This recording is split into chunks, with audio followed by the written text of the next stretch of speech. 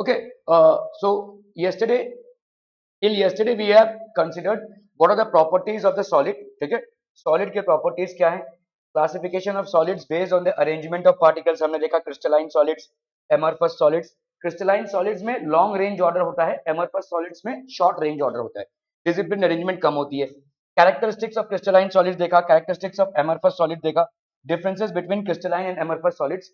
ये टॉपिक आपके एमएससीटी के पर्सपेक्टिव से इंपॉर्टेंट है. ठीक है, classification of solids based on the nature of bonds, ionic solids, covalent solids, metallic solids, molecular solids. ठीक है, तो क्लासिफिकेशन ऑफ मॉलिक्यूलर सॉलिड्स ये भी हमने देखा.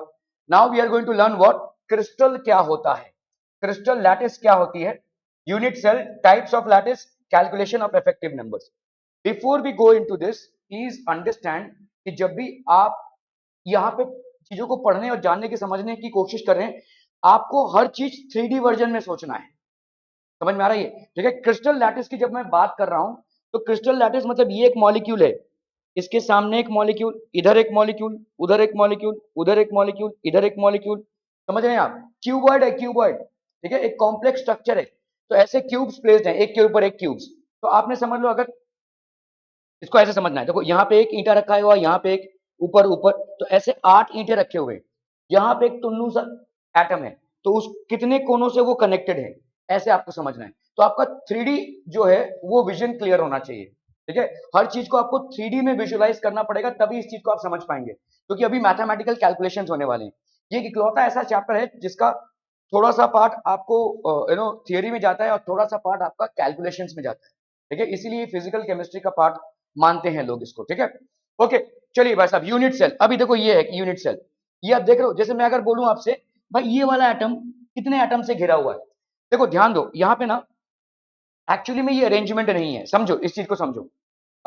इसको ऐसे विजुअलाइज करो. आपने वो देखा होगा ना, क्ले, क्ले जिसे बच्चे लोग खेलते हैं. ठीक है, आपने ग्रीन के ले लिया और एक ऐसे आपने पिंक कलर का क्ले ले लिया, ऐसे टुन्नू टुन्नू बॉल्स बना डाले. टूथपिक ले लिया या माचिस की तीली ले लिया आपने. ठीक है, इस तरह से एक स्ट्रक्चर बना दिया. समझ में आ रहा है? ये स्ट्रक्चर कैसे बनेगा, समझ में आ रहा है? तो स्ट्रक्चर ऑल्टरनेट बन रहा है. ऑल्टरनेट बन रहा है मतलब क्या है, एक पिंक एक ग्रीन, इसके सामने पिंक, इसके सामने ग्रीन, फिर पिंक फिर ग्रीन, फिर पिंक फिर ग्रीन, ऐसा बन रहा है. ऑल्टरनेट, पिंक ग्रीन पिंक, फिर भाई साहब आपका ग्रीन फिर पिंक, फिर देखो इस तरफ जाओगे ग्रीन फिर पिंक, ऐसा बन रहा है. ठीक है, समझ में आ रहा है? एक आपने ऐसा मॉडल बना दिया. इस मॉडल में एक चीज याद रखना कि आपका यहाँ पे तुम कहाँ कैलकुलेशन कर रहे हो. ठीक है, ये जो आपका डिस्टेंस है, एक्चुअली में ये डिस्टेंस नहीं है.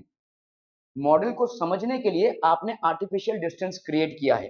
ठीक है, this is not the actual distance. ये जो रेड लाइंस आपको दिख रही है एक्चुअली में एग्जिस्ट नहीं करती है, सब ऐसे खपाखप हैं. ठीक है, ऐसे वैसा भरे पड़े हैं, they are all touching each other. This is not the actual distance between the atoms. आप देखोगे डिस्टेंस के कैलकुलेशन में आपको समझ में आएगा एक्चुअली में क्या होगा. ये वाला ग्रीन और ये वाला पिंक कैसा है, वैसा ये वाला ग्रीन और ये वाला पिंक कुछ ऐसा है, ऐसे टच है. ठीक है, समझ में आ रहा है? ये वाला ग्रीन और ये वाला pink, same here, same here and so on and so fourth. इस चीज को समझ लीजिए. ये जो आपको रेड लाइंस दिख रहा है ये एग्जिस्ट नहीं करती हैं, लेकिन आप कंफ्यूज ना हो, या हम क्लियरली चीजों को समझ पाए, क्यूबिक लैटिस को हम समझ पाए, इसी को हम बोलते हैं लैटिस स्ट्रक्चर. ठीक है, इसीलिए हम भाई साहब ये रेड लाइंस का इमेजिनरी हम फोरम तैयार कर रहे हैं. क्या ये समझ में आ रहा है? इस तरह से देखो, आप एक साथ एक बॉल्स को आपने सजा दिया, फिर समझ लो आपने रेड बॉल्स को सजा दिया, उसके बाद भाई साहब फिर से रेड बॉल, उसके बाद आपने ऐसे प्लेस किया, उसके बाद आपने ऐसे प्लेस किया. ऐसे भाई साहब बॉल्स का एक ढांचा है, इसी तरह से एटम्स का लैटिस में एक ढांचा है. ठीक है, okay. A solid material in which the constituent atoms, molecules और ions are arranged in an ordered pattern. Ordered pattern कहां से आ रहा है, ध्यान दो, क्रिस्टलाइन सॉलिड से. ऑर्डर्ड मतलब डिसिप्लिन. रेड के बाद फिर से रेड नहीं आ सकता, ग्रीन ही आएगा. डिसिप्लिन. और ये लॉन्ग रेंज ऑर्डर है, बहुत दूर तलक. ठीक है, अगर कोई आपने सॉलिड लिया जो यहां से वाशी तलक है, तो सबके सब वैसा वो एकदम मिलिट्री डिसिप्लिन में वो अरेंज रहेंगे. ठीक है, okay. A solid material in which the constituent atoms, molecules or ions are arranged in an ordered pattern extending in all three spatial dimensions is known as a crystal. इसको अपन क्या बोलेंगे भाई साहब, क्रिस्टल बोलेंगे. ठीक है. An illustration of sodium chloride crystal being formed from its constituent ions, sodium and chlorine. तो ये सोडियम क्लोराइड क्रिस्टल है भाई साहब. ठीक है, क्लियर है, समझ में आ रहा है भाई साहब ये? Okay. Internal arrangement of particles in a crystal. तो आपको देखो इस तरह से क्रिस्टल एक पूरी बिल्डिंग की तरह है ये. ठीक है, जैसे ये बिल्डिंग भाई साहब है, तो बिल्डिंग में आप देखोगे ब्रिक्स एक लॉन्ग रेंज ऑर्डर में है कि नहीं. एक ऑर्डर में, जैसे ब्रिक्स को कभी ऐसे नहीं बैठाया जाता है। बिल्डिंग देखा होगा आपने, जब भी दीवार खड़ी होती है ऐसे रहते हैं ना, ऐसे फिर ऐसे फिर ऐसे फिर ऐसे फिर ऐसे, तो they are not placed one on top of the other, ऐसा रहेगा, है ना। ब्रिक्स का ऑर्डर कहीं आप देखोगे, कोई भी दीवार बनेगी तो इस तरह से बनेगी ना भाई साहब, ये ऐसे ब्रिक्स का मतलब समझ लो, ये ब्रिक्स जो है they will be something like this, ऐसे ऐसे फिर यहाँ पे ये ऐसे फिर ऐसे ऐसे ऐसे रहेगा ना भाई साहब, ठीक है। सो इस तरह से हमारा क्रिस्टल लैटिस भी होता है किसी सॉलिड में, ठीक है।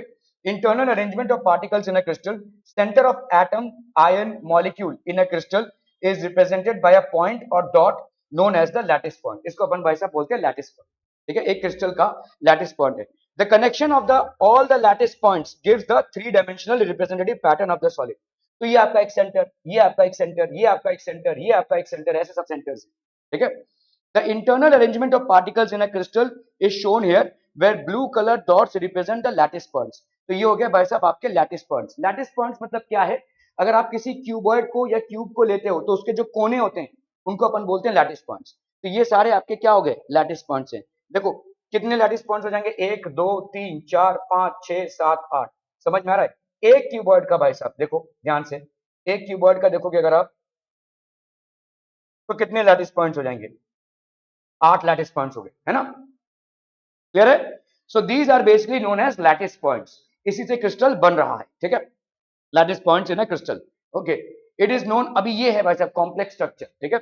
It is known as lattice और space lattice, a regular arrangement of the constituent particles, molecules, atoms or ions of a crystal in a three-dimensional space is known as a crystal lattice. इसको अपन बोलेंगे भाई साहब crystal lattice.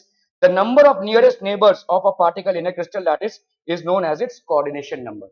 Okay, अभी इसको समझते हैं भाई साहब। देखो जैसे ये कितने नेबर्स से है, ये एक है यहाँ पे, इसका एक नेबर ये, इसका एक नेबर ये, इसका एक नेबर ये, इसका एक नेबर ये, ठीक है। इसका एक नेबर ये, इसका एक नेबर ये, इसका एक नेबर ये, इसका एक नेबर ये, इसका कोऑर्डिनेशन नंबर कितना हो जाएगा 6, समझ में आ रही है, ठीक है। तो कितने नियरेस्ट नंबर्स हैं उससे होता है भाई साहब आपका, ठीक है। It is known as the lattice space, the number of nearest neighbours of a particle, इसको लिख लीजिए भाई साहब कोऑर्डिनेशन नंबर, ये आपका इंपॉर्टेंट है, ठीक है।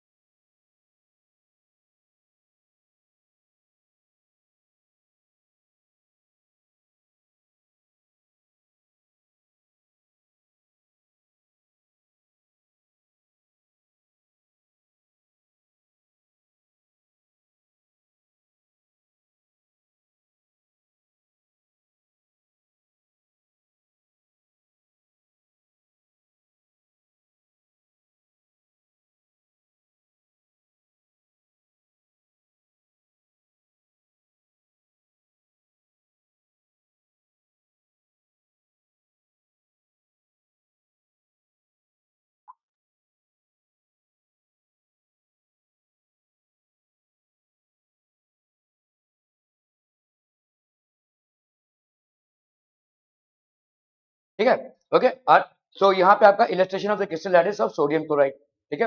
Characteristics of crystal lattice, lattice points are joined by straight lines to bring out the geometry of the lattice. We do not need to draw the entire lattice to specify a crystal completely. We need only a small part of the space lattice for describing the entire crystal, and that small portion is known as a unit cell. जैसे अगर मैं बोलूं इस दीवार का unit cell क्या है, एक ब्रिक है कि नहीं।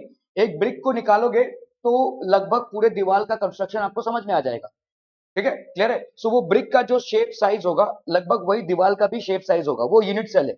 इसी तरह से क्रिस्टल लैटिस में भी हमको भाई साहब पूरा क्रिस्टल लैटिस को नहीं निकालना है, ये एक क्यों निकालना है आपका, ठीक है। This will be the unit cell, ठीक है।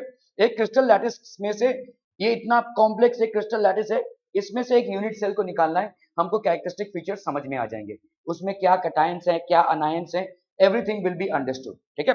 लेकिन आपको हर एक चीज में यहाँ पे 3D विजुअलाइजेशन करना है, तभी आप इसको समझ पाएंगे, ठीक है। Okay, so we need only a small part of the space lattice for describing the entire crystal, and that small part of the space lattice is known as the unit cell. Are we clear? Okay, चलिए भाई साहब, the unit cell is the smallest portion of a crystal lattice that when repeated in 3 dimensions generates the entire lattice of the substance। इस तरफ, इस तरफ, इस तरफ, उस तरफ, पीछे की तरफ, इधर, उस तरफ, उस तरफ, तो ये आपका क्या दे देगा? आपका क्रिस्टल लैटिस दे देगा, ठीक है। Unit cell is the smallest portion of a crystal lattice.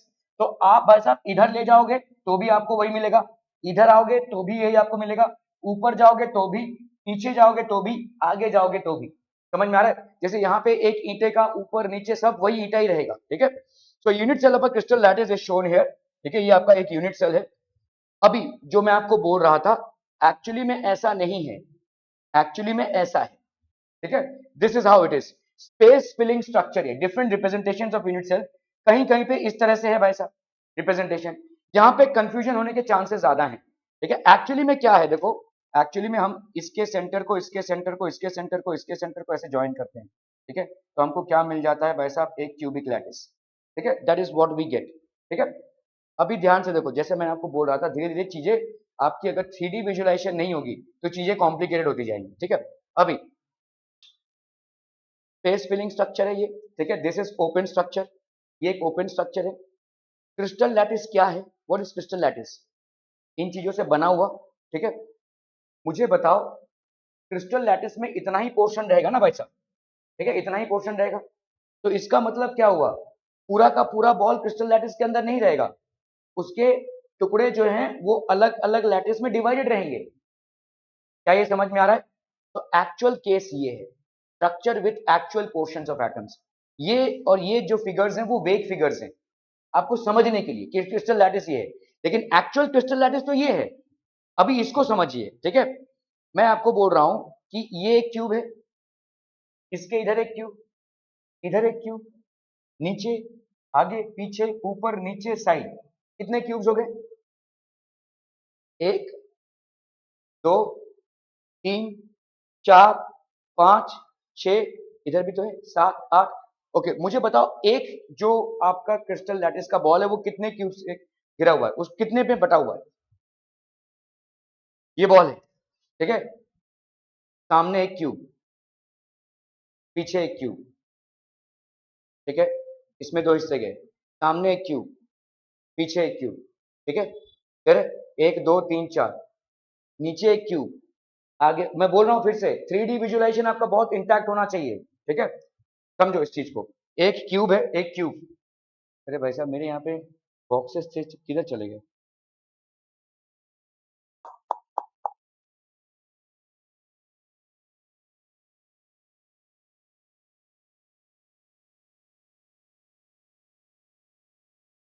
चलो इसको ही निकालते हैं, तो ठीक है, एक क्यूब, एक क्यूब देखो यहाँ पे, ठीक है, इस कोने में एक बॉल है, ये वाला, ऐसा वाला बॉल, ठीक है, ये वाला बॉल, ये क्यूब है, इस साइड में एक क्यूब है ना, तो उसमें थोड़ा पोर्शन, नीचे एक क्यूब, नीचे एक क्यूब, इधर एक क्यूब, इधर एक क्यूब, नीचे एक क्यूब, नीचे एक क्यूब, कितने में बट रहा है ये? 8 में बटेगा। ध्यान से देखो, ठीक है, इसमें एक पोर्शन आया, ठीक है, आगे वाले में थोड़ा पोर्शन गया, इस वाले में थोड़ा पोर्शन गया, इस वाले में, सेम प्लेन में 4 क्यूब है कि नहीं? देखो समझे, समझो, सामने एक क्यूब, इधर एक क्यूब, इधर एक क्यूब, तो इसके 4 पोर्शन इधर हो गए।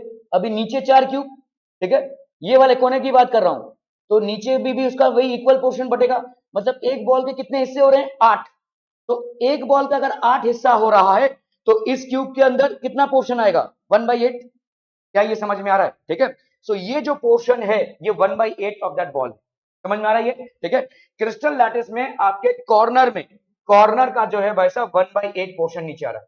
इसको ठीक से समझ लीजिए, ये एक क्यूब है, एक क्यूब का कोने में एक बॉल है, ठीक है, अभी ये बॉल, ये 4 तो इधर हो गए इसके, ये वाला एक क्यूब जिसमें वो बॉल है, आगे पीछे ऐसे, और नीचे 4 क्यूब, तो एक बॉल जो है तो 8 क्यूब से सराउंडेड है। मतलब एक बॉल का हिस्सा 8 क्यूब में इक्वली गया हुआ है, तो मतलब एक क्यूब में उसका कितना हिस्सा आ रहा है? 1/8।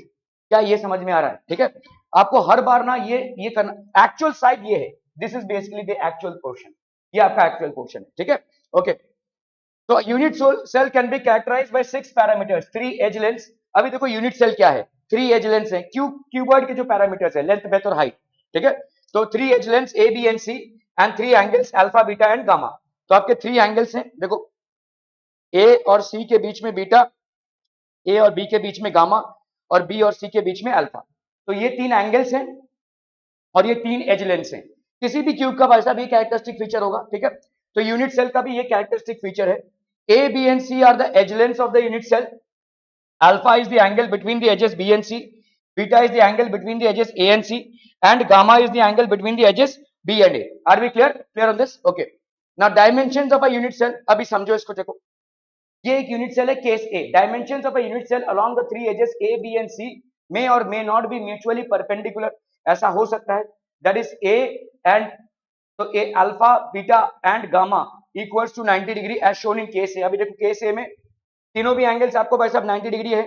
Also there are unit cells with alpha and beta and gamma not equal to 90 degree. ऐसा भी हो सकता है, जैसे समझो ऐसा है, ये वाला एंगल 120 का है, ये वाला ही 90 का है, ये वाला ही 90 का है, लेकिन ये वाला एंगल 120 का है, ऐसा हो सकता है, ठीक है। सो इस तरह से यूनिट सेल के डायमेंशन अलग अलग हो सकते हैं।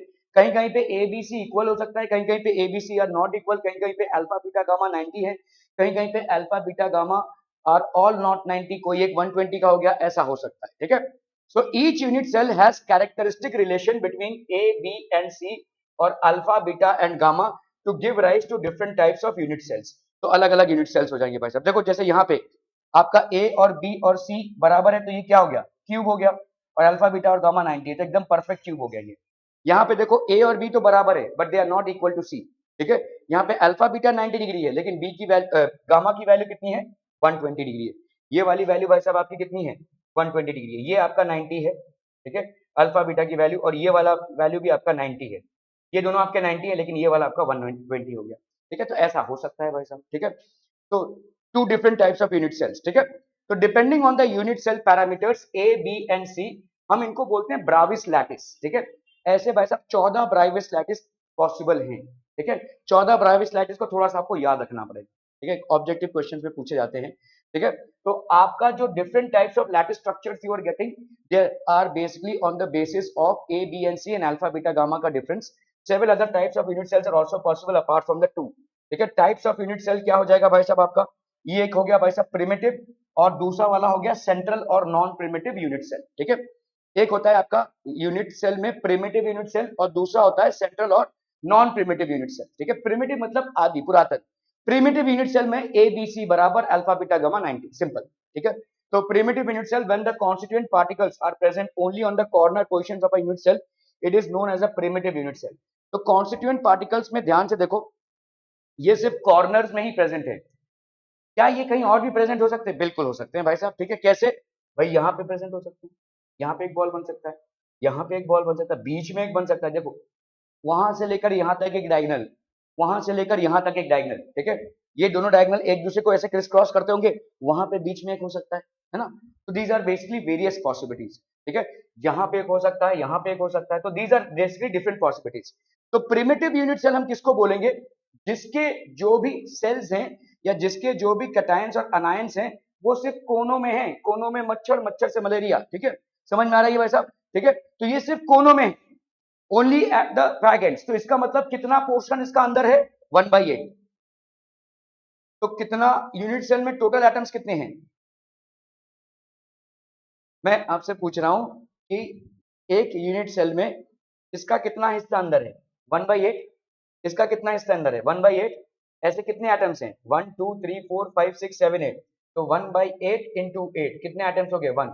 मतलब एक यूनिट सेल एक एटम का बना हुआ है। समझ में आ रहा है, कैलकुलेशन वाइज, ठीक है। और ऐसा कतई मत मानिए कि ये इसमें इतना बड़ा डिस्टेंस है, नहीं।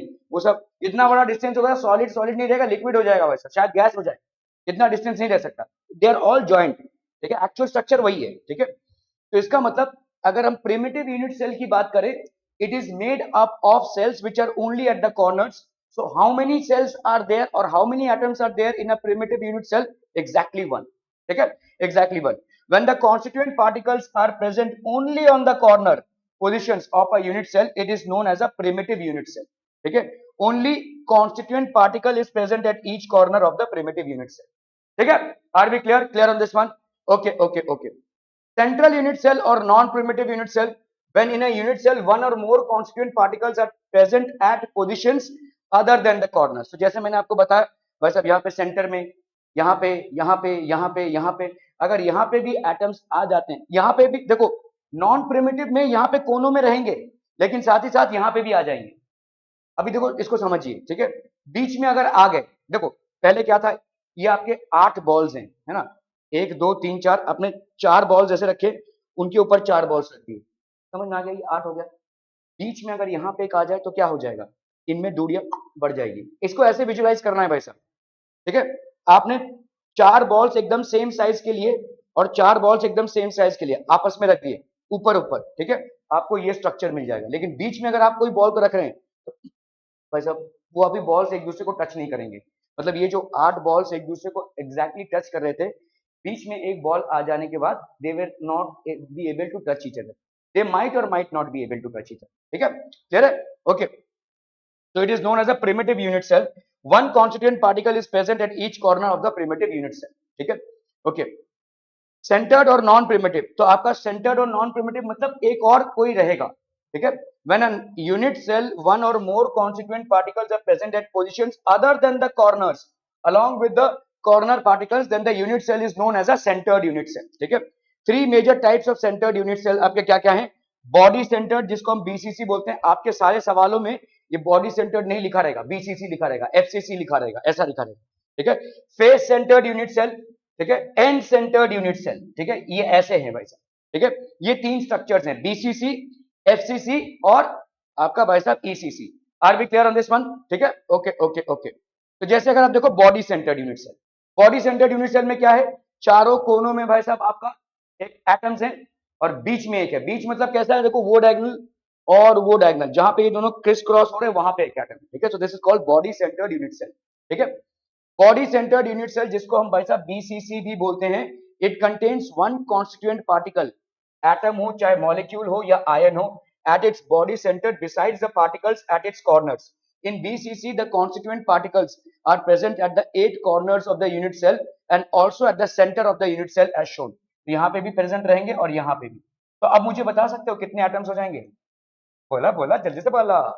देखो 8 कोनों के कितने हो गए? 1/8 into 8, मेकिंग सेंस 1, और बीच में ये एक पूरा है, एक पूरा अंदर है, ठीक है, इसके पार्ट्स शेयर नहीं हो रहे हैं, ये क्यूब है, इस क्यूब के पूरे अंदर में है, तो इसके पार्ट्स तो शेयर नहीं हो रहे हैं, तो ये भाई साहब हो गया आपका इसका 1, तो इसके कितने हो गए भाई साहब, बीसीसी का कितने एटम्स हो गए? 2, ऐसे कैलकुलेट करना है, ठीक है। तो BCC is made up of 2 atoms exactly, ठीक है, okay. Face centered unit cell, ठीक है, अब देखो भाई साहब ये फेस सेंटर्ड यूनिट सेल है, मतलब कैसा है, 8 कोनों में तो है ही, इस फेस में एक, इस फेस में एक, इस फेस में एक, इस फेस में एक, इस फेस में एक और इस फेस में एक, ये सब फेसेस हैं, है ना, ओके। जब फेस में कोई है तो उसका कितना हिस्सा अंदर रहेगा? देखो समझो, ये एक क्यूब है, यहाँ पे एक है, इसके ऊपर वाला एक और है, तो इसका आधा इस वाले में और आधा इस वाले में, तो फेस सेंटर्ड का कितना पोर्शन अंदर रहेगा? हर एक का आधा, समझ में आ रहा है? ओके। कितने फेसेस हैं? 6, तो 6 फेसेस में 6 हैं और सबके आधे आधे पोर्शन अंदर, तो 1/6 इंटू 6, ऐसा करेंगे कि नहीं? सॉरी, ठीक है, 6 फेसेस में और आधे आधे अंदर है, 1/2 इंटू 6, तो कितने एटम्स हो गए? 3, और भाई साहब ये 8 कोनों का भी तो है, 1/8 इंटू 8, तो कितना हो गया भाई साहब? 4 एटम से बना हुआ ये यूनिट सेल। क्या ये समझ में आ रहा है? ठीक है, इसको हम बोलेंगे एफसीसी।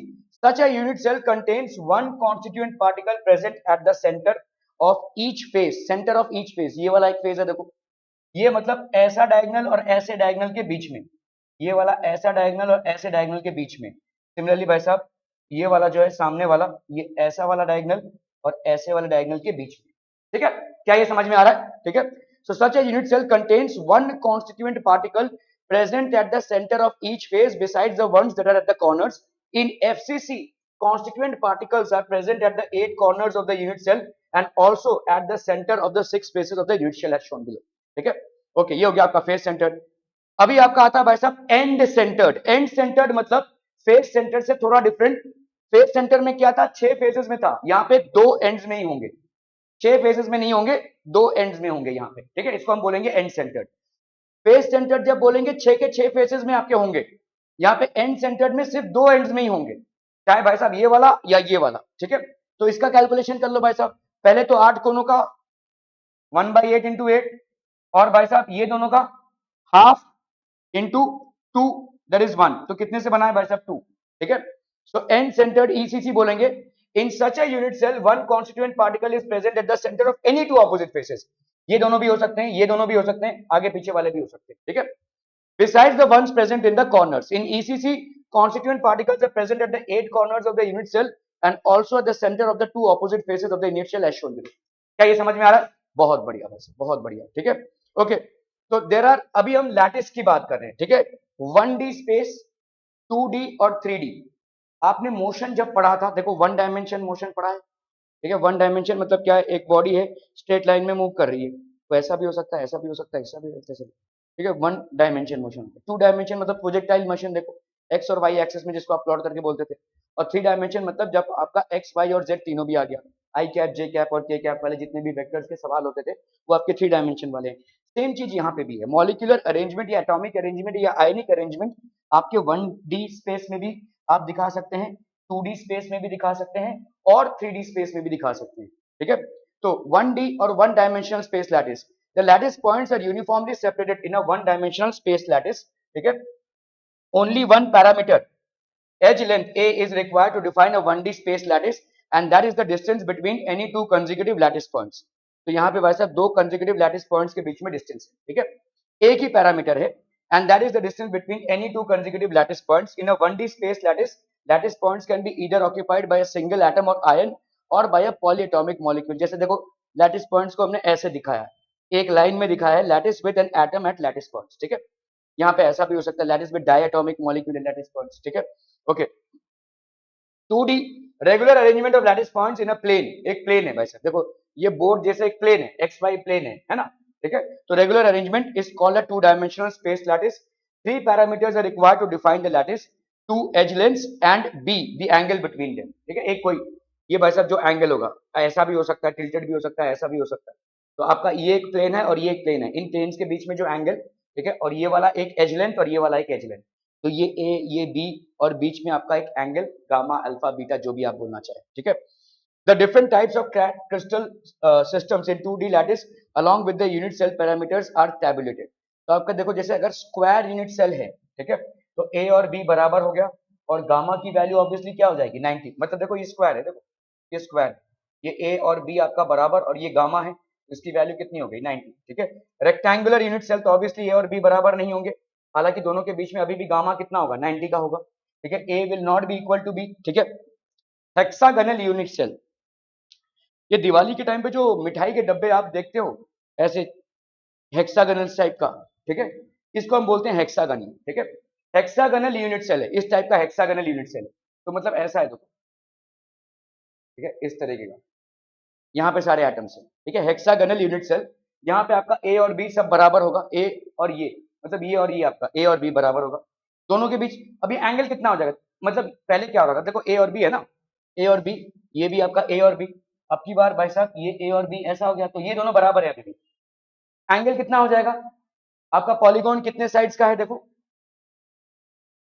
6 साइड्स का है, ठीक है। तो आपका हर एक का एंगल कितना हो जाएगा, पॉलीगॉन में टोटल एंगल कितना होता है मालूम है, द वैल्यू, हाँ, पॉलीगॉन का एक्सटीरियर एंगल होता है 2n-4 इंटू 90, ठीक है, ये टोटल है एक्सटीरियर एंगल, मतलब ये वाला, ठीक है, ये वाला एक्सटीरियर एंगल 2n-4, तो मतलब हो गया आपका 2 इंटू 6, यहाँ पे हेक्सागन है -4 इंटू 90, तो इसका मतलब हो गया आपका 12-4 8 इंटू 90, तो ये हो गया आपका 720। 720 को भाई साहब डिवाइड कर दो कितने से, आपके 6 हो गया ना, 720 को डिवाइड कर दो भाई साहब 6 से, ठीक है, 6 1 जा 6 और ये हो गया भाई साहब आपका 12, तो 120 डिग्री का एंगल हो गया, ठीक है। 2n-4 राइट एंगल्स बोलते हैं हम पॉलीगॉन के इंटीरियर एंगल्स को, हम 2n मतलब टोटल वैल्यू जो होती है, मैथ्स में भाई साहब कुछ पढ़ा ही नहीं होता, total value of angles inside a regular polygon, inside a regular polygon मतलब जिसके सारे साइड सेम है, ठीक है, that is equal to 2n-4 right angles, तो 2n-4 इंटू 90, ये n है आपका नंबर ऑफ साइड्स, तो ये हो गया 2 इंटू 6 -4 इंटू 90, ये हो गया टोटल, तो एक का वैल्यू कितना होगा, अपॉन 6 कर लो, 2 6 जा 12, 12 माइनस 4 8 इंटू 90 अपॉन 6, 6 15 जा 15 8 जा भाई साहब हो गया आपका 120। तो हर एक की वैल्यू कितनी हो जाएगी 120, ठीक है। तो 120 की वैल्यू का मतलब ये वाला एंगल अभी कितना हो गया भाई साहब 120 का, ठीक है, हेक्सागोनल हो गया। Rhombic unit cell, rhombic unit cell मतलब क्या हो जाएगा भाई साहब, रोम्बस क्या होता है, टिल्टेड स्क्वायर है कि नहीं, तो इसमें आपका ए और बी बराबर होगा, लेकिन ये वाला एंगल कुछ भी हो सकता है, ठीक है। तो यहाँ पे ये जो गामा है, ना ही ये 90 होगा, ना ही ये 60 होगा, और ना ही ये 120 होगा, ठीक है, क्योंकि अगर 120 होता था तो हेक्सागोनल हो जाता था, 60 भी नहीं होगा, और आपका आपका 90 भी नहीं होगा, ठीक है। तो ये गामा कुछ भी हो सकता है, टिल्टेड स्क्वायर है। However, the gamma value cannot be 90, the gamma value cannot be 60, and the gamma value cannot be 120 as well. इसको अपन रोम्बिक यूनिट सेल बोलेंगे। पैरेललोग्राम भाई साहब, पैरेललोग्राम तो ये हो गया आपका, तो जरूरी नहीं कि ए और बी के बराबर हो, A is not equal to B हो गया, और वाई की वैल्यू 120 हो जाएगी। तो इस तरीके का पैरेललोग्राम हो गया भाई साहब, वाई की वैल्यू हो गई 120। समझ में आ रहा है भाई साहब, are we clear, clear on this, okay okay okay. तो स्क्वायर यूनिट सेल, अभी देखो यहाँ पे ऐसे सेल्स है, ठीक है, आपने क्या देखा यहाँ पे 2D टाइप्स दिखा है, मतलब एक्स और वाई प्लेन में, देखो एक्स प्लेन में जा रहे हैं एटम्स, वाई प्लेन में जा रहे हैं एटम्स, आपने चार एटम्स को जोड़ दिया, ये बन गया आपका एक क्रिस्टल लैटिस, ये हो गया ए, ये हो गया बी, और ये हो गया गामा, तो ये हो गया आपका स्क्वायर क्रिस्टल लैटिस, ठीक है, जहां पे A is equal to B and gamma is equal to 90। इसी तरह से भाई साहब आपने अगर एक्स और वाई प्लेन में एटम्स को अरेंज किया है, तो आपका भाई साहब ए और बी अगर बराबर नहीं है लेकिन 90 डिग्री गामा का वैल्यू, तो रेक्टेंगुलर क्रिस्टल लैटिस हो गया, ठीक है। So this is basically square unit cell and this is rectangular unit cell, ठीक है, ओके। द रेगुलर अरेंजमेंट, तो अपना भाई साहब मामला है 3 डायमेंशन से, कोई भी एटम भाई साहब 1 डायमेंशन से तो बनता है नहीं, 3 डायमेंशन ही होगा, ठीक है। The regular arrangement of lattice points in space will give a 3 dimensional space lattice in terms of the 6 lattice parameters. The 3D space lattice can be arranged in 7 unique and basic primitive cell shapes known as crystal systems with varying elements of symmetry in a 3-dimensional space. ये important है, इसको लिख लीजिए, 7 unique and basic primitive unit cell shapes, 7 होंगे, 7 आपके possible हैं 3D में। Space lattice is made up of 7 basic primitive, ठीक है, प्रिमिटिव मतलब एकदम पुरातन, इसमें कोई चेंजेस ना हो।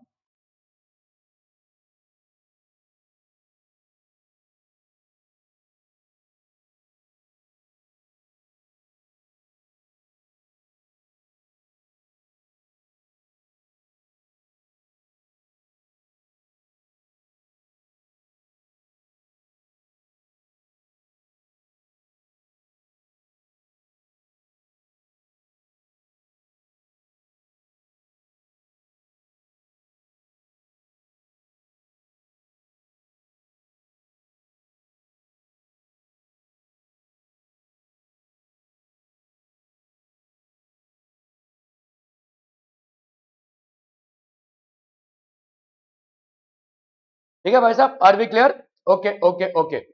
Almost all the crystals found in the nature conform to one of these 7 crystal systems, ठीक है।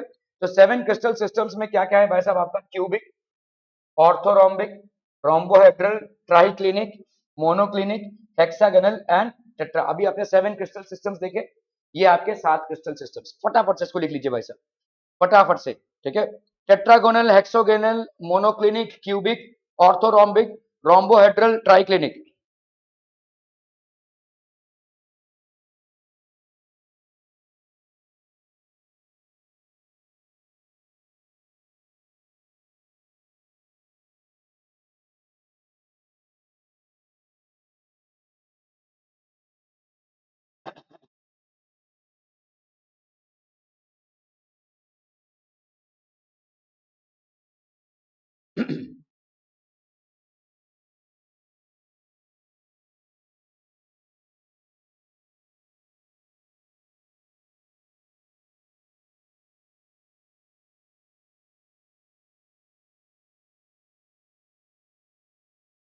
ठीक है, done done done, okay. The unit cell parameters and examples of each of this crystal systems, ठीक है। अभी देखो cubic है, cubic ध्यान से देखो, क्यूबिक क्यूब से बना हुआ है, क्यूब में भाई साहब लेंथ ब्रेथ और हाइट सेम सेम भाई साहब, अल्फा बीटा गामा 90, ये हो गया भाई साहब। तो यहाँ पे आपके एग्जांपल्स इंपॉर्टेंट है, इसको नोट कर लीजिए और इसको याद रखना है, ठीक है। सोडियम क्लोराइड, जिंक सल्फाइड और कॉपर, ये आपके क्यूबिक में आते हैं, ठीक है। सोडियम क्लोराइड एक आयनिक है, जिंक सल्फाइड भी भाई साहब आयनिक है, कॉपर मेटालिक है। आपने देखो पढ़ा है किस टाइप के सॉलिड्स होते हैं, आयनिक, ठीक है, आपके भाई साहब कोवैलेंट, मेटालिक। तो कॉपर का जो क्रिस्टल है वो मेटालिक क्रिस्टल है, ठीक है।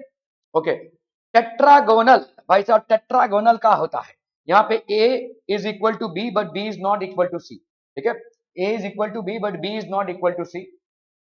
अल्फा बीटा गामा अभी भी भाई साहब आपका क्या है, 90 डिग्री है, ठीक है। White tin, SnO2, titanium oxide, calcium sulphate, ठीक है। ऑर्थोरोम्बिक, ऑर्थोरोम्बिक में ना ए इसके बराबर, ना बी इसके बराबर, ना सी इसके बराबर। देखो इसको याद करना है ना, तो ऐसे पहले लास्ट वाला कॉलम तो आपको याद रखना ही पड़ेगा, लेकिन इसमें मैं ट्रिक्स दे रहा हूं आपको। ए बी सी बराबर, अल्फा बीटा गामा 90 बराबर, नाम क्या पड़ गया, क्यूबिक, ठीक है। अभी आप एक एक चीज को डिफरेंट लेते जाओगे, तो A is equal to B, B is not equal to C, alpha beta gamma अभी भी कहानी 90 डिग्री चल रही है, तो ये हो गया आपका टेट्रागोनल, ठीक है। अभी क्या होगा, ऑब्वियसली यहाँ पे क्या होगा, ए बी और सी तीनों भी एक दूसरे के बराबर ना हो, अल्फा बीटा गामा की वैल्यू अभी भी 90 डिग्री चल रही है, इसको आप क्या बोलोगे, ऑर्थोरोम्बिक। वो वाला भाई साहब आप संभालो, ठीक है, वो आपको याद रखना है, ठीक है। अभी क्या हो जाएगा, अभी हमको एंगल से खेलना है, तो इन इन तीनों में हमने किससे खेला, सिर्फ साइड से खेला है। एक में साइड्स बराबर, एक में एक साइड बराबर नहीं, और एक में तीनों भी साइड बराबर नहीं, बाकी एंगल की वैल्यू तब में 90 डिग्री की है। अभी इसमें क्या है भाई साहब, A is equal to B but B is not equal to C. क्या ऐसा हो सकता है कि ए बी और सी बराबर हो और भाई साहब आपका एंगल 90 डिग्री का ना हो, ऐसा नहीं हो सकता। इसीलिए ए बी आपका बराबर है, B is not equal to C, alpha beta की वैल्यू 90 हो गई और गामा की वैल्यू हो गई 120। क्या ये समझ में आ रहा है, ठीक है। तो अभी देखो आपने एंगल से खेलना चालू कर दिया है, तो दो एंगल्स अभी भी आपके सेम है 90 डिग्री के, तीसरा एंगल आपका 120 डिग्री का हो गया, दो साइड्स अभी भी आपका सेम है, तीसरा साइड दो साइड्स के बराबर नहीं है, इट इज कॉल्ड हेक्सागोनल। अभी हम आते हैं भाई साहब रोम्बोहेड्रल में, ठीक है। इसमें क्या है भाई साहब, ए बी और सी तीनों भी बराबर है, ठीक है, लेकिन अल्फा बीटा गामा कोई भी 90 डिग्री का नहीं है, तीनों में से कोई भी 90 डिग्री का नहीं। इसके पहले हमने क्या केस लिया था कि आपका ए बी बराबर है, not is equal to C, is not equal to C, however alpha and beta is equal to 90 degree but gamma is not equal to 90 degree.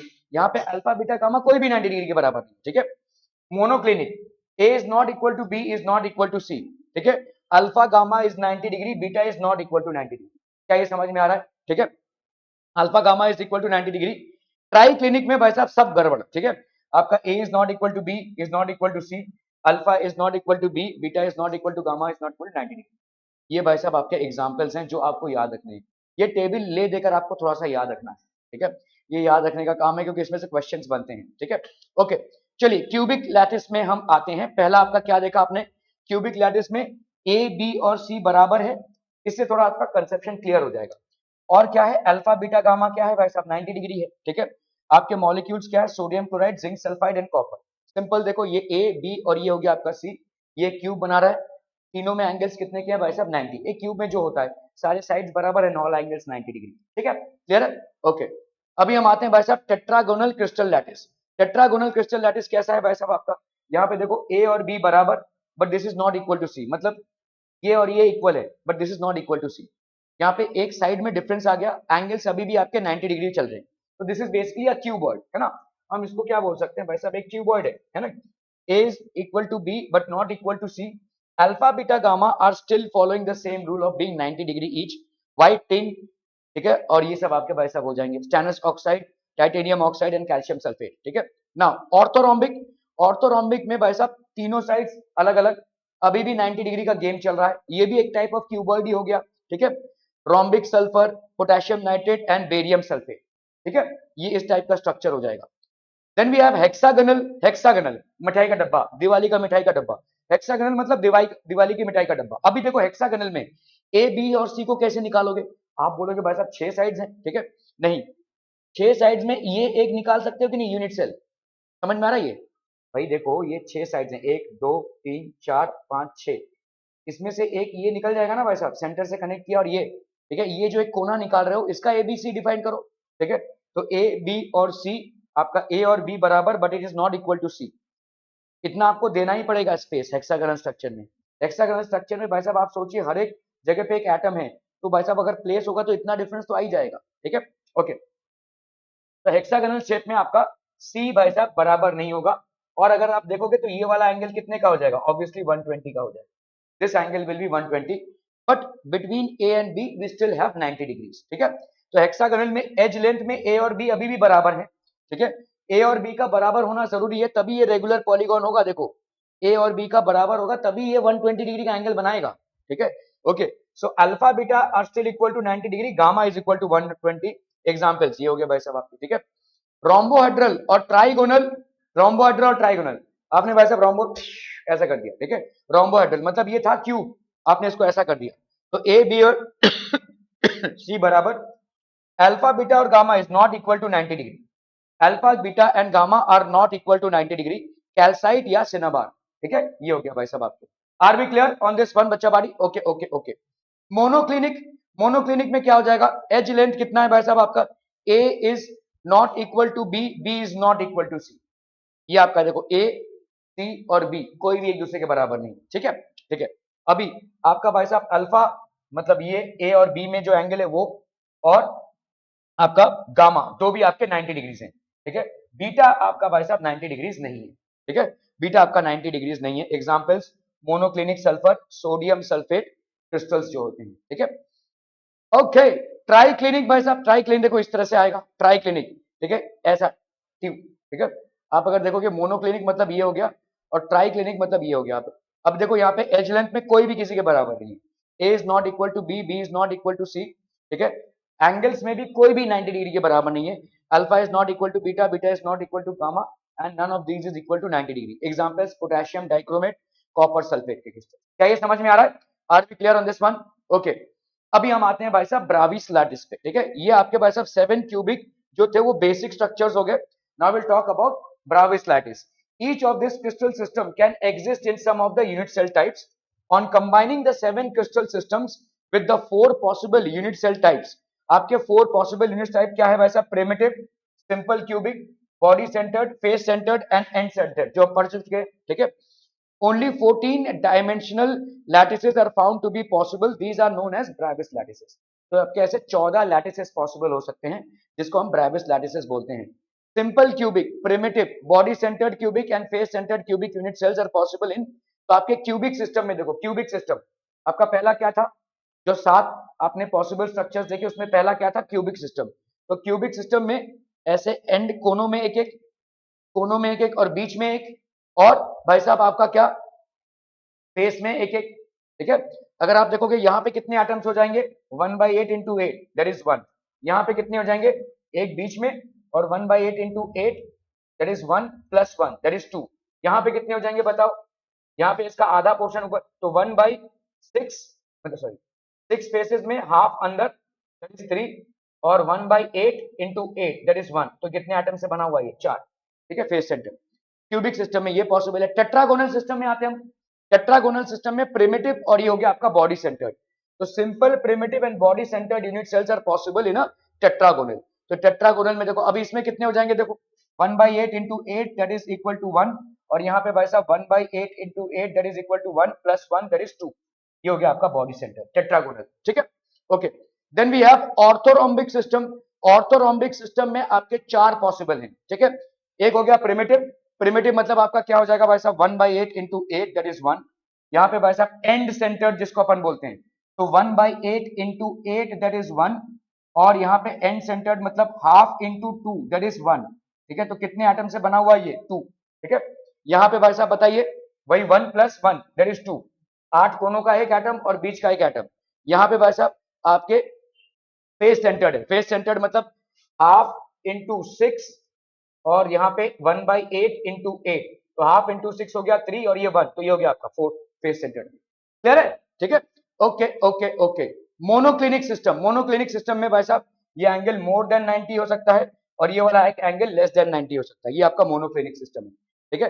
एक एंगल आपका मोर देन 90 है, तो दूसरा वाला आपका लेस देन 90 है। Simple primitive and centered unit cell, तो simple primitive मतलब वही 1, और यहाँ पे भाई साहब आपका एंड सेंटर्ड मतलब इन दोनों का एक और 8 कोनों का एक, तो 2, ठीक है, ये दोनों ही पॉसिबल हैं, ओके। हेक्सागोनल सिस्टम में भाई साहब only a simple primitive unit cell is possible in a hexagonal system, ठीक है। तो मतलब कितने हो गया भाई साहब 1/8 इंटू 8 दैट इज 1, रोम्बोहेड्रल और ट्राइगोनल सिस्टम, ठीक है, तो आपका भाई साहब कितना हो गया, ये लेस देन 90 है, ठीक है, ओनली अ सिंपल मतलब वही 1/8 into 8 दैट इज 1, ठीक है, ओके। ट्राइक्लिनिक सिस्टम ऐसा टेढ़ा मेढ़ा सिस्टम है, only a simple primitive cell that is 1/8 is equal to 1। तो आपका भाई साहब यहाँ पे देख लो क्यूबिक में क्या क्या पॉसिबल है, क्यूबिक में आपके 3 पॉसिबल है, ठीक है, टेट्रागोनल में 2 पॉसिबल है, ऑर्थोरोम्बिक में चारों भी पॉसिबल है, मोनोक्लिनिक में 2 और हेक्सागोनल काउंट कीजिए भाई साहब 1 2 3 4 5 6 7 8 9 10 11 12 13 14 14 वर्बिस लैटिसेस। आप बोलेंगे यहाँ पे ये क्यों नहीं बन सकता, नहीं बन सकता, नहीं बन सकता मतलब ये हमने जितने भी अभी तक एटम्स के स्ट्रक्चर्स देखे हैं उनमें ये पॉसिबिलिटी नहीं है, ठीक है, whatever samples have been studied till now the rest are not possible. So these are basically the 14 Travis lattices which are possible between atoms and ions. Are we clear? Okay, okay, okay. So lattice points in unit cell are, थोड़ा सा याद करना पड़ेगा इसको, let's be very honest, थोड़ा सा आपको इसको याद करना पड़ेगा, बहुत ज्यादा क्वेश्चन तो इसमें नहीं बनते हैं, थोड़े बहुत बनते हैं। अभी जो आगे चलेंगे उसमें हम क्वेश्चन बनेंगे, वॉइड्स क्या होता है, कैसे उसका कैलकुलेशन होता है, तमाम चीजें हैं। They are occupied by constituent particles. However, these particles that are located at corners, edges, and faces of the unit cell are shared by the neighboring cells and hence only partially belong. जैसे आपने देखा कि अगर आपके 8वें कोने पे एक atom है तो उसका पूरा हिस्सा एटम के अंदर नहीं है, वो शेयर्ड है, ठीक है, तो 1/8 ही उसका एक एटम एक यूनिट सेल के अंदर है। एक एटम या एक आयन या एक मॉलिक्यूल जिससे भी वो बना हो उसका सिर्फ 8वां हिस्सा 1/8 हिस्सा ही उस यूनिट सेल के अंदर है, ठीक है, तो शेयर्ड होता है भाई साहब। The portion of each particle that belongs to a particular unit cell has to be determined if we have to find the total number of particles in a unit cell, ठीक है। तो a particle जैसे मैंने आपको बोला, देखो ऐसे visualise कीजिए, ये बीच में है भाई साहब, 8 क्यूब से ये शेयर्ड है, ऊपर के 4 नीचे के 4, तो आपका भाई साहब 1/8 पोर्शन ही इसका अंदर आएगा। A particle at the corner of a unit cell is shared by 8 unit cells, so each particle contributes to 1/8 part of a particular unit cell. Consider a unit cell with 8 atoms, तो आपका भाई साहब 1/8, तो 1/8 into 8 that is 1 atom. Are we clear? Okay, okay, okay. Contribution of face centered, मैंने आपको ये दिखा दिया है, देखो फेस सेंटर्ड 6 फेसेस हैं, आधे आधे अंदर भाई साहब, तो आधा इंटू 6 तो हो गया 3 और प्लस 8 कोनों का 1, 1/8 into 8 1, तो आपका कितना हो गया भाई साहब, तो फेस सेंटर है 6, तो कितना हो जाएगा इसका, ठीक है, so this will B basically 1/2, तो आपके कितने एटम्स हो गए, 3 एटम्स इसके, ठीक है, और आपका कॉन्ट्रीब्यूशन फेस सेंटर्ड पार्टिकल का कॉन्ट्रीब्यूशन कितना है, हाफ, ठीक है, बॉडी सेंटर्ड का पूरा contribution of body centered particles, a particle at the body centered is shared by no other unit, ये इकलौता ऐसा है जो शेयर्ड नहीं होता है, वो सिर्फ और सिर्फ यूनिट सेल के अंदर रहता है, सो उसको हम पूरा का पूरा 1 काउंट करेंगे, अ बॉडी सेंटर्ड, ठीक है। कॉन्ट्रीब्यूशन ऑफ एज सेंटर्ड, अगर देखो यहाँ पे एज सेंटर्ड होता है, यहाँ पे होता है, यहाँ पे, ठीक है, कितने एटम्स में जाएगा ये समझिए, ये एक एटम, इसके ऊपर एक एटम, इसके इधर एक एटम, इसके इधर, कितने कितने में बढ़ गया, 4 में बढ़ गया ना ये, ठीक है, विजुअलाइज करना पड़ेगा भाई साहब, देखो यहाँ पे ये उधर वाला पीछे वाला इधर वाला, ठीक है, इधर वाला साइड वाला इधर वाला साइड वाला, तो आपके 4 में बढ़ गया ये, this is basically going to get divided into 4, समझ में आ रहा है भाई साहब, यहाँ पे एज है, देखो इसके बाजू वाला एज, समझ लीजिए इसके पीछे वाला, मैं इसकी बात कर रहा हूँ, इसके पीछे वाले में बटा 1 2, ऊपर 2, तो वो 4 हो गए, तो 4 में बढ़ गया ये गोला सा, ठीक है, गेटिंग डिवाइडेड इनटू 4, तो आपका कितना हिस्सा हो गया भाई साहब 1/4, तो 1/4 पार्ट इज इनसाइड, ठीक है। A particle present at the edge center is shared by 4 unit cells, so each particle contributes 1/4 of a particular unit cell. क्या ये समझ में आ रहा है, ठीक है। So consider a unit cell with one atom on each of its edge centers. A unit cell has 12 edges and each particle at an edge center contributes 1/4 part to a particular unit cell. Hence the effective contribution to all the 12 edge centered particles is 3 atoms. Effective number of atoms in a unit cell, ठीक है, तो effective number of atoms को हम बोलते हैं Z effective, दिखता कितना है वो नहीं, अंदर कितने एटम्स हैं वो, ठीक है, जेड इफेक्टिव बोलेंगे हम इसको, ठीक है। तो जैसे देखो Z effective, the formula to calculate the effective number in a unit cell is given, तो एनसी मतलब number of particles at corners, number of particles at corners into 1/8, क्योंकि कॉर्नर का एक आधा हिस्सा ही रहेगा, ठीक है। N F number of particles at face centre, face centre का आधा रहता है अंदर, ठीक है। Number of particles at body centre, body centre हमेशा भाई साहब 1 ही होगा, ठीक है, and number of particles at the edge centre, edge centre मतलब 1/4, इसको लिख लीजिए, जेड इफेक्टिव, ये है आपका फॉर्मूला, ठीक है, जेड इफेक्टिव का फॉर्मूला है भाई साहब। याद रख पाएंगे इसको, मतलब समझ पाएंगे तो इसको लिखने की जरूरत नहीं है। If it is understood then you don't have to write it.